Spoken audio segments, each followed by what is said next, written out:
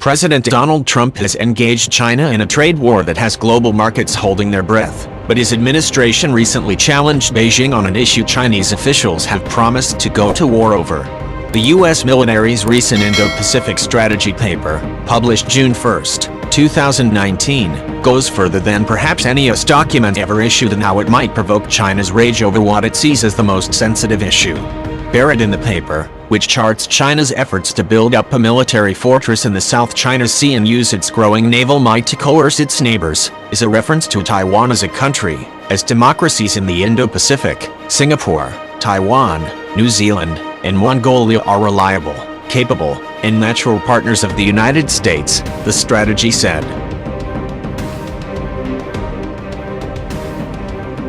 All four countries contribute to U.S. missions around the world and are actively taking steps to uphold a free and open international order. China views Taiwan as a breakaway island province that has its own democratic government.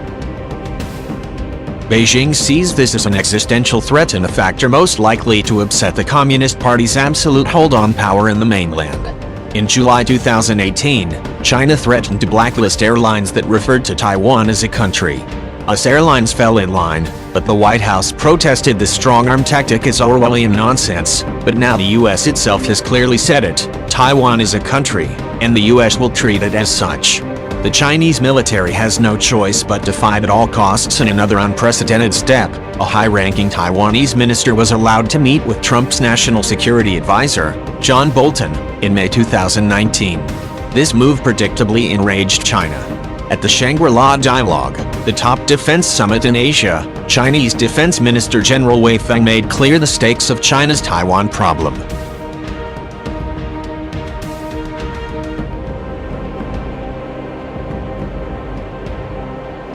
Any interference in the Taiwan question is doomed to failure, Wei said, according to Channel Asia News.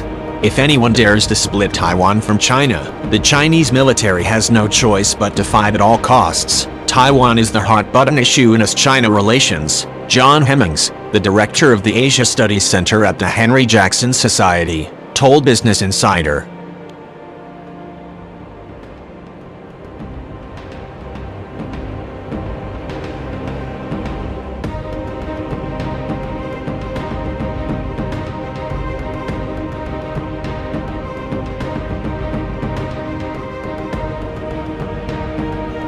China has always maintained that it would prefer to reunify with Taiwan peacefully but would do so by force if needed. Additionally, China's Navy has increasingly patrolled the waters around the island and flown nuclear-capable bombers nearby.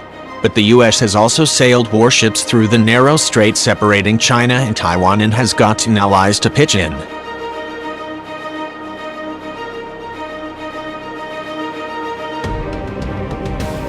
The arms are already moving. The US's rhetorical escalation follows the Trump administration normalizing arms sales to Taiwan and the news that it will sell $2 billion in tanks, anti-tank weapons, and air defenses to the island.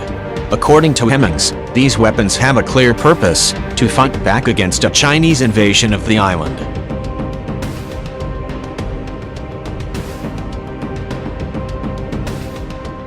Bonnie Glaser, a senior advisor for Asia and the director of the China Power Project at Center for Strategic and International Studies, told Business Insider that the U.S. had now entered uncharted territory by acknowledging Taiwan. The U.S. under Trump has been the most pro-Taiwan administration in decades, Hemmings said. Trump demonstrated this during his presidential transition period when he had a call with Taiwanese President Tsai Ing-wen. For years, China has slowly stepped up pressure on the U.S. in areas like forcing companies to transfer technology, building up military sites on artificial islands in the South China Sea, and naval challenges. Hemmings mentioned a popular anecdote in China, in which a frog is cooked by putting it in a pot of cold water and then slowly turning up the heat. The frog doesn't realize it's getting cooked until it's too late. China's gradual pressure campaign against the U.S. has been compared to this practice. With the U.S. now quietly acknowledging Taiwan in a strategy document, it may have found its own small way to turn up the heat on Beijing.